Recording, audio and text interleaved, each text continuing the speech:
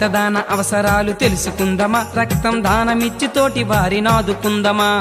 రక్తదాన అవసరాలు తెలుసుకుందమా, రక్తం దానమిచ్చి తోటి వారిని ఆదుకుందమా. రక్తదానం అంటే మరో ప్రాణదానమే, మనిషిగా పుట్టినాం గనుక మన జన్మధన్యమే. రక్తదాన అవసరాలు తెలుసుకుందమా, రక్తం దానమిచ్చి తోటి వారిని ఆదుకుందమా. రక్తదాన అవసరాలు తెలుసుకుందమా, రక్తం దానమిచ్చి తోటి వారిని ఆదుకుందమా.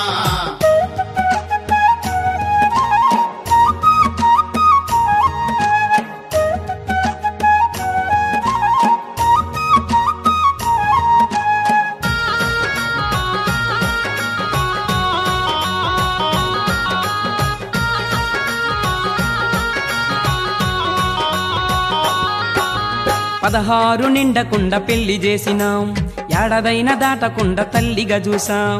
16 నిండకుండా పెళ్లి చేసినాం, ఏడాదైనా దాటకుండా తల్లిగా చూసాం. పసి వయసులో పెళ్లి చేసి ఆరోగ్యం చెడదీసి రక్తం లేమితో బిడ్డను కనలేకపోతుంటే, రక్తమిస్తే మన సత్తువ పోతుందని నిండు చూలాలను కళ్ళ ముందు చంపుకుంటాము. రక్తదాన అవసరాలు తెలుసుకుందమా, రక్తం దానమిచ్చి తోటి వారిని ఆదుకుందమా. రక్తదాన అవసరాలు తెలుసుకుందమా, రక్తం దానమిచ్చి తోటి వారిని ఆదుకుందమా.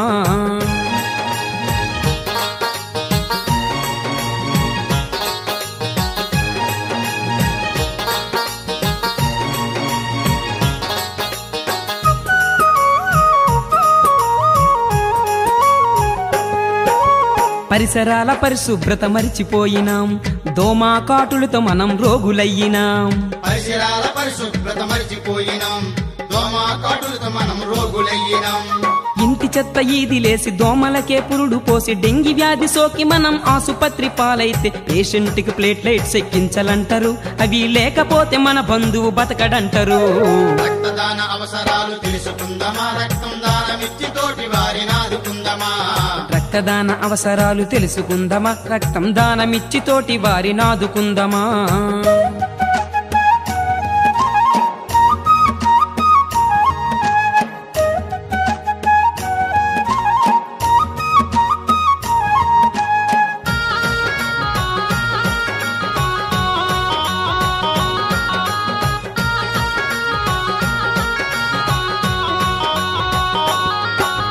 రవాణా సౌకర్యాలు అధికమయ్యినాయి, వాహనాలు అదుపు తప్పి ఏరులు పారాయి.